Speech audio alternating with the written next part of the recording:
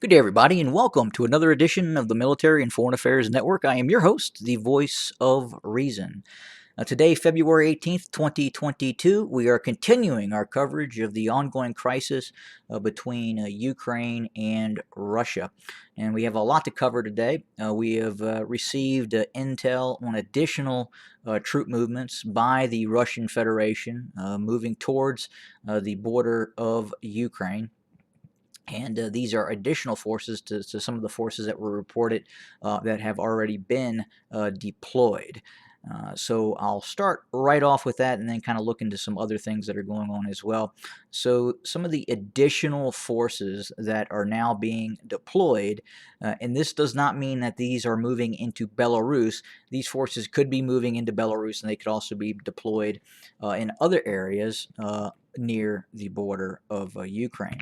But the first unit that we're seeing being augmented with an additional regiment is the 106th Airborne Division of the VDV.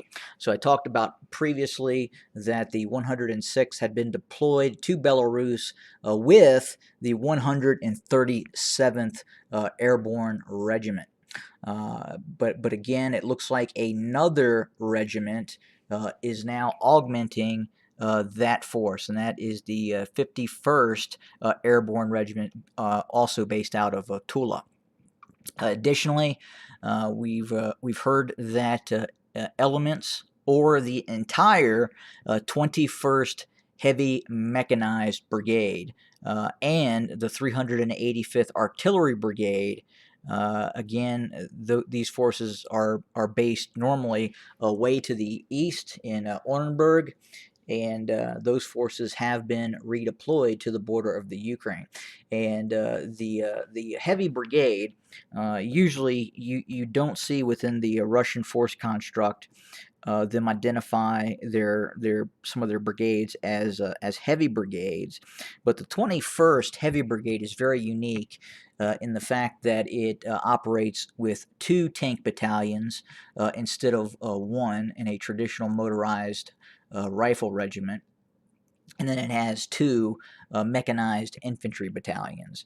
So again, a normal tank brigade of the Russian military would have three tank battalions and one mechanized infantry regiment. A motorized infantry regiment, or a motorized infantry brigade, would have three motorized battalions and one tank battalion. This one has two tank, two mechanized infantry. So I believe that is the only unit in the Russian Federation that has that sort of a force construct. Additionally, and again, this is very interesting.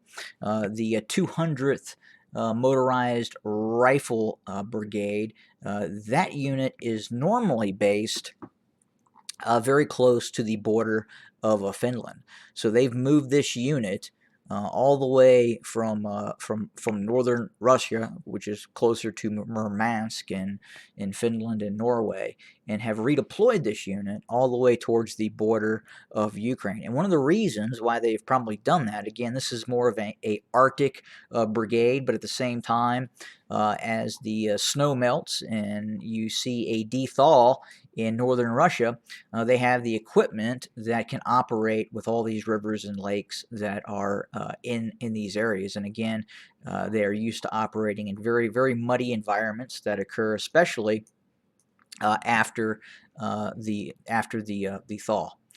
So again, a very, very important development in terms of some of these force constructs that we are continuing to see. Additionally, we're seeing a second regiment, a second air assault regiment within the 76th Air Assault Division, and I had previously stated that that division or elements of that division was in Belarus. So we don't know if an additional regiment is augmenting the forces in Belarus, or the possibility of that air assault regiment going to another locale outside of Belarus, closer to the Ukrainian border, operating within the vicinity of what I have designated Core A. So again, quite a bit of additional troop movements. We have also seen the Ninth Artillery Brigade, traditionally based in Luga in the Leningrad Oblast, also being moved now very, very close to the border with Ukraine as well.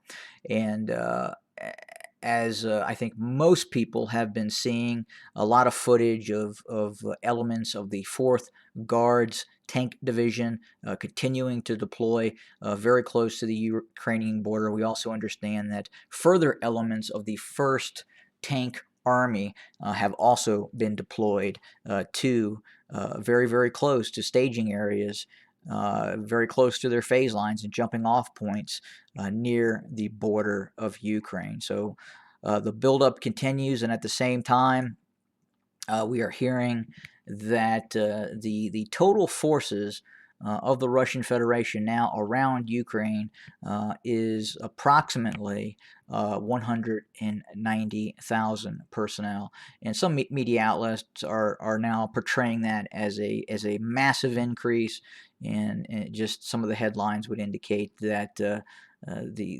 forces are much bigger than initially thought. Well, one of the main issues with that statement is that they're now including the Eastern Separatist forces in that force construct. They hadn't normally been doing that, and they just started doing that now. So originally, the total force allotment for the Russians was thought to be around 170, 175,000 forces by the time this buildup had completed. And now, obviously, if you look at that number, 170,000, that's probably about what they have in the area right now. And if you add those Eastern Separatist forces, so you have 2 corps. The Eastern Separatist forces are made up of 2 corps, not Corps B and Corps C. It's 2 separate corps: First Corps, Second Corps. And each of these corps have about 10 to 15,000 personnel. So a total fighting strength of the Separatists is thought to be around 30,000. I believe it's actually closer to probably 20,000, with about 10,000 personnel in each of those corps. So probably not a huge increase of forces in terms of the Russians doubling the size of their force construct around Ukraine.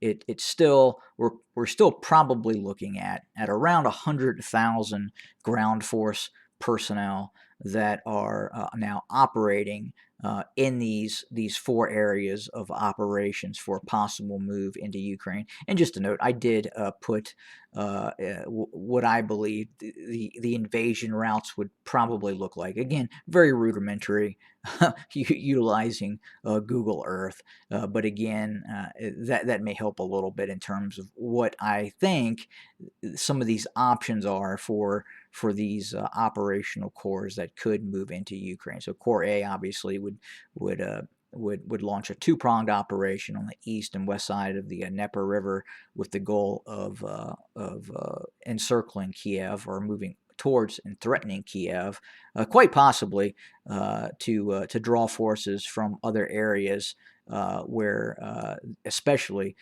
the Ukrainians have huge forces facing the Eastern Separatists as well. And then Corps B obviously would move towards Kharkiv and other areas, and then probably look to drive south and cut off the main body of the Ukrainian forces, so that Corps C and Corps D could then move in and pretty much take care of business thereafter. But again, that's all speculation and very difficult to ascertain at this point. Additionally, we're also hearing that the Eastern Separatists have started evacuating its civilian populations from its major cities. So that's an important development if, in fact, they are actually doing that. So you have 2 very large urban centers. You have Donetsk. Again, this is all controlled by the Eastern Separatists. and quite possibly they are now looking at evacuating many of the civilians, at least women and children, from some of these areas. And the Ukrainian front lines are not far from these cities. It's just a few kilometers down the road, and you're entering a Ukrainian-held territory. And the same here up in Luhansk. Again, very densely populated area. Very close to the front lines, very easily reached with artillery, and that's probably part of the concern in terms of doing some of these evacuations. And it could be a PR stunt as well. Very difficult to say at this point. But the fact that they're announcing that and doing that means at least the Eastern separatists have been told that something quite possibly is getting ready to occur. But again, just a monolithic force construct of the Russian military, not seen. I don't even think that it's been seen even during Soviet times. If we believe what our intelligence agencies, if we believe what that is being reported in the media, and obviously some of the satellite evidence that we've been provided with and can actually see. I mean, obviously, no one is on the ground in these areas to see what the Russians are actually doing. But if you believe what you're being told, then obviously we're looking at again the largest buildup in conventional forces not seen since World War II or not long after World War II in terms of total forces. Very important event, and I think also we're now looking at, I believe this Saturday, the Russians are looking at holding a very large nuclear posture drill where we're going to see cruise missiles and intercontinental ballistic missiles being tested. And again, I believe that is more or less a way that Putin is declaring, hey, you are not engaging Iraq, you are not engaging Iran, you are engaging Russia, and we have the ability to conduct a nuclear strike, and we want to remind everybody of the great risk that are involved if a military conflict does in fact occur. But again, if this happens, if this actually does take place, it's going to be like something that we've not seen in a long time, and what I mean by that is even greater intensity than what we have seen in wars such as the initial invasion of Iraq, the 1991 war. It's going to be a very tough and brutal fight for really all parties involved. And the risk is again is escalation. It's mistakes that can be made on both sides, and the threat that a possible conflict could then spread to other areas. And when that happens, things really get out of control. World wars are never planned; they just kind of happen, and obviously there is a certain amount of risk to that happening, given the situation on the ground right now in and around Ukraine. So that's the news for today. We will have more very soon. We're watching this very closely. And there continues to be obviously shelling and an uptick in shelling near the eastern separatist areas. They're continuing to trade artillery strikes on each other, and that continues. So we'll continue to watch and hope for the best, and we'll see what finally occurs. Have a good day, everybody.